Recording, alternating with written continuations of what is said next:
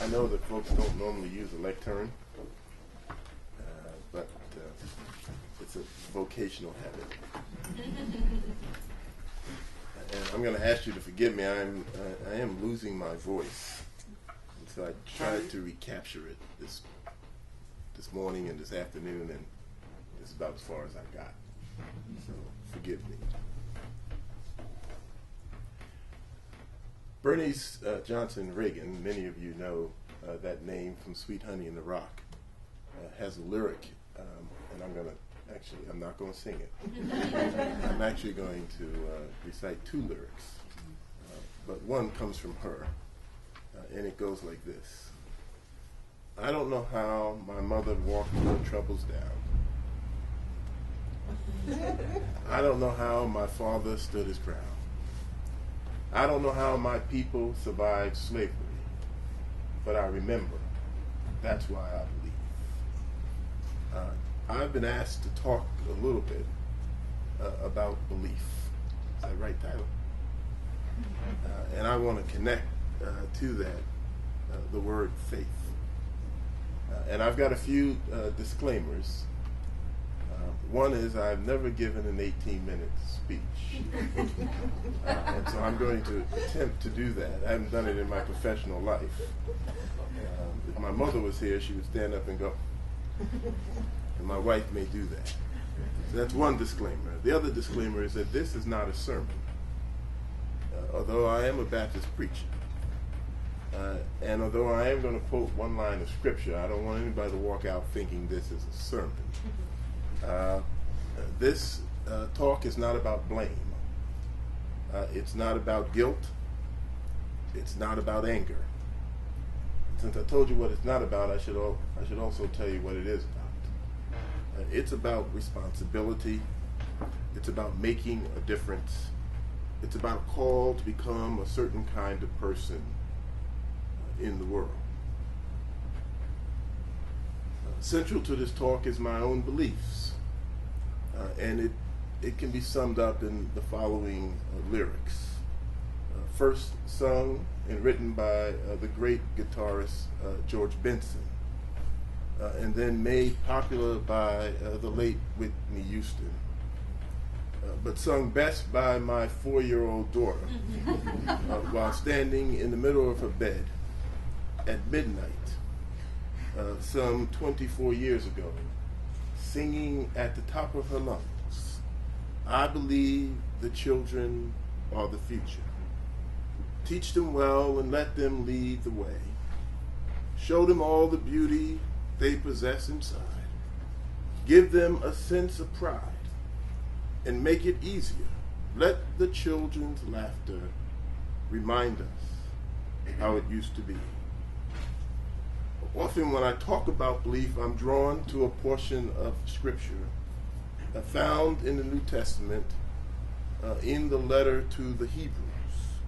And it reads as such. Now faith is the assurance of things hoped for, the conviction of things not seen. Or to put it another way, faith or belief is turning dreams into deeds and betting your life on unseen realities. Now I'd like to share with you a brief biographical illustration that captures I think the essence of that verse. I had the good fortune to be born to a mother who believed with all her heart that if we worked hard, our dreams could become a reality, even if the odds were stacked against us. Born in 1919, and for those of you who are counting, that's 93 years ago, and she is still alive and still living by herself, and still walking a mile a day, and still the most ornery woman I've ever encountered in my life. Born in a little town called Privateer, South Carolina, to a mother and father who raised 15 children. She was the second born. She has 6 sisters. All of them are alive but one. They range from about 81 to 93, and every one of them could beat you in a foot race. She and her, the sister next to her, Edna, decided in 1939 to move to Brooklyn. And in my mother's words, and I want to quote her because I talked to her today, I asked her why she migrated at age 20. She said because she wanted to be independent, she wanted better work, and she wanted a greater sense of dignity. Now, if you were in South Carolina in 1939, you would understand what that means. She married for what today would be called late. She married in her 30s. I was born just about a year shy of her 40th birthday. And as the scholars would say, and my mother would say, she was well past the age of reflection. Now that's the way the scholars would put it. Let me put it the way my mother put it today. She said she was well past the ought to know better age. She was willing to sacrifice her own personal comfort to ensure that my brothers and I have two brothers, received the chance at life, including a quality education. It wasn't until I was well into my adulthood that I learned that my mother was a member of a movement that challenged the New York City Board of Education to integrate its schools through busing.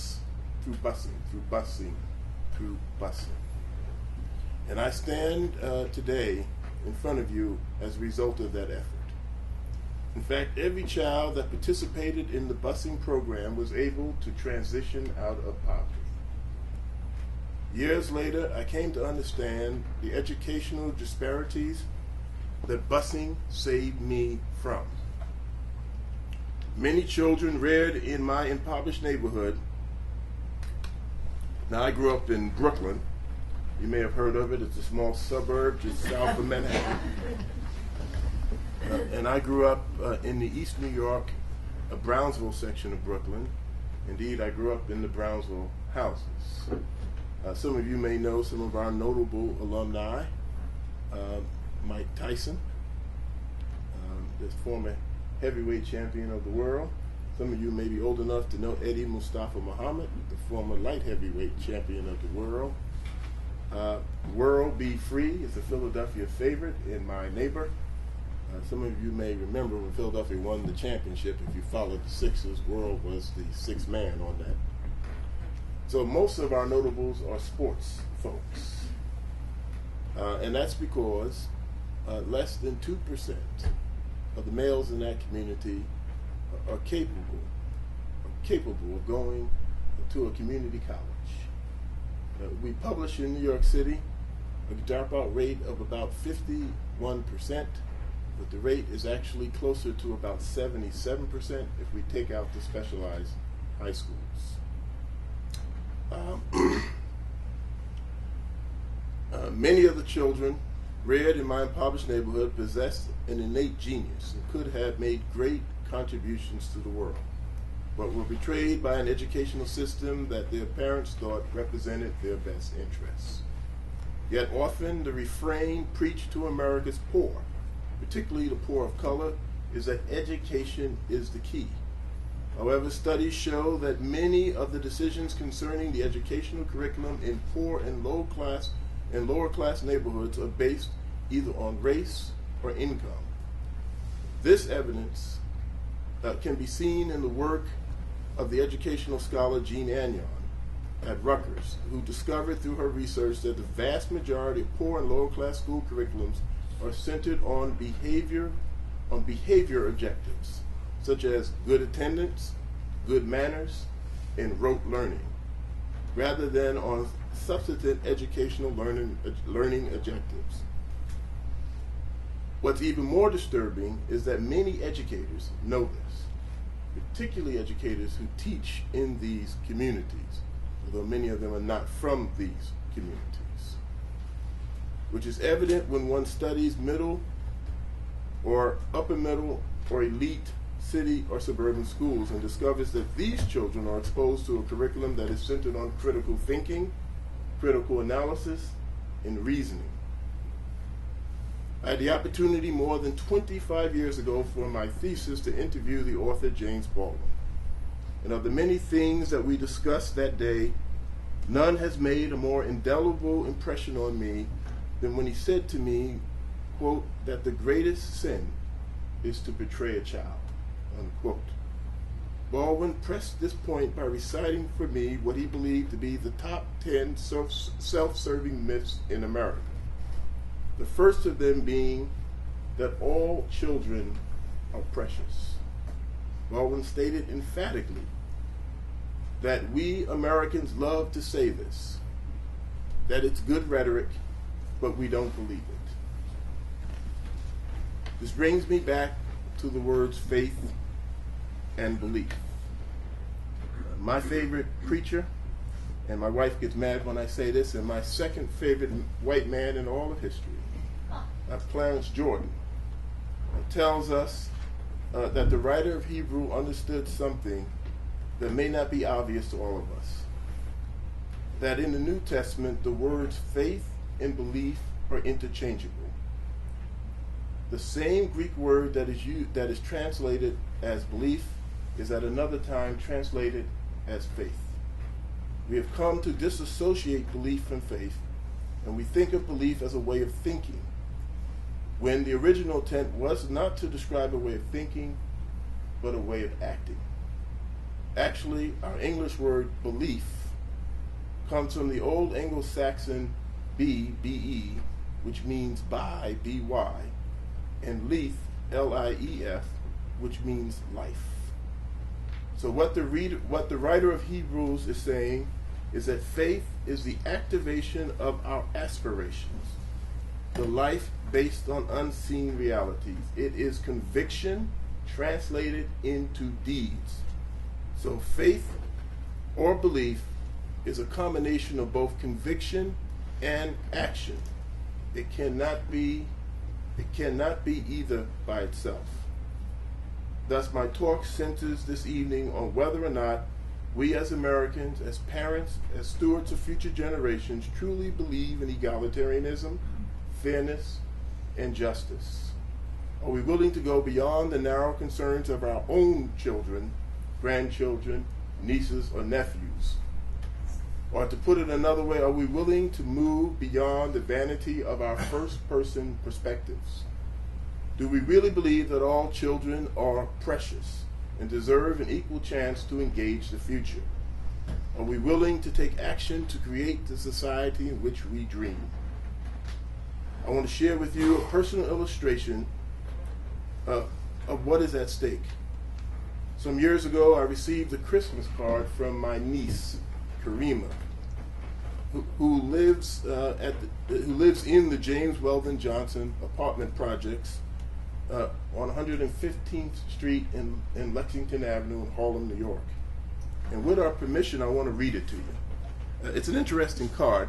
I mean, I could talk 18 minutes just on the face of this card. But here's what she wrote. Dear Auntie and Uncle Charles, I can't wait until you guys come. Me and Pooch, that's her brother Omar, I miss you a lot. I hope you guys know what me and Pooch want for Christmas, which of course is the thesis of the card. So how are you doing? I hope you're fine. Guess what Mommy said? That her friend, which is Aunt Debbie's old boyfriend, got shot. She said his name is Rodney. I feel sorry for him and for the person who shot him. This is a bad world up here. I wish I could move in with you forever. I love you, Auntie and Uncle Charles, and can't wait to see you.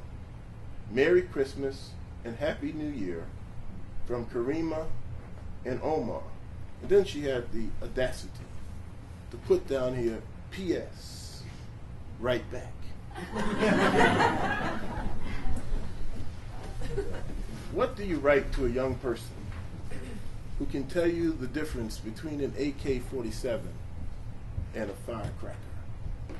Who finds herself by age 10 facing a roster of losses, a defeated father, a weary mother, a wayward sibling, jailed and or dead neighbors, and soon begins to believe that she deserves her fate, her history, her life. Now the great danger is that if she continues to operate on that belief, she, like many before her, will perish. And I'm sure she can hear the echoes of her fellow Americans, men and women, saying that her condition is not their fault. She can hear them say, "Do not blame me. I didn't do it. I'm not responsible for the history that produced the condition of your lives, of your life. I have nothing against you." But in another moment, she can also hear these very same people remain proud of the history for which they have profited much. I have dedicated my life to the belief that we can do better by our children, that we can be better than we are. While I clearly understand that it will be costly, I agree with Martin Luther King Jr. that we can redeem the soul of America. But it will require us to move beyond a way of thinking and sympathizing with America's most vulnerable citizens, her children, to a way of being in the world. To do this, I believe it requires a commitment to the practice of 3 disciplines. First, the discipline of love. We've got to want to do it. We've got to want to love beyond the narrow confines of our own homes, our own families, extended or nuclear. Second, the discipline of imagination. Now here, I'm not talking about fantasy. This is no flight to Disneyland. Walt Disney deals with fantasy, even though he calls it imagination. I'm talking about imagination that is saddled by hard facts. The ability to look at a young man or a young woman on the corners of life, to look at every resource that you have available to you and to bring those resources to bear, to make a different tomorrow than that child faces today. And finally, the discipline of leisure. The Greeks believe that if you are willing and if you have time at leisure, you will naturally try to better yourself. And so I challenge you to do just that. To have a disciplined meditation life or prayer life, to have a disciplined study life. Part of the problem that we have around difference in this country is that we don't study difference. Most of our libraries look like us. Let me say that again. Most of our libraries look like us. I ask parent after parent whether or not they have read any of the leading books on Coretta Scott King's list for children. Most of them have neither heard of them nor purchased them. So it's very hard to have a conversation about difference when we have children, right, who have never been exposed to difference. And let me say something about exposure. There's a difference between studying the sunny side of history and studying the night side of history. We need both. We got to bring all of the beauty and all of the ugliness to bear in American history. Far too often, American history is a hymn to us. It's never out of beat. It never misses a note. It is always in tune. Except for those who live on my side of the street. Know a very different tune. And again, I won't sing. My daughter will be upset. My wife and I, when we're not in session at Ursinus, attend a church in Phoenixville, just over the Gay Street Bridge, located in Fairview Village. And that's where we discovered the other Phoenixville. Not the one undergoing gentrification, not the one with the comforts of Bridge Street with its restaurants and shops, but a place where many children and adults are living desperate lives. So if we want to begin to build a viable future locally here for the children and adults in this community, I suggest we begin there. Let us not despair. We can't tell the children that there is no hope. We must be that hope. To do this, we must be present. To do this, hope must be present in our own self-definition. We must seek out and connect with others who also have hope. We must organize so that we can challenge. And if we do this, I really do believe that Martin Luther King Jr. would not have died in vain, and we can usher in the beloved community. It's my sincere hope that you keep the faith, because I'm going to go down fighting.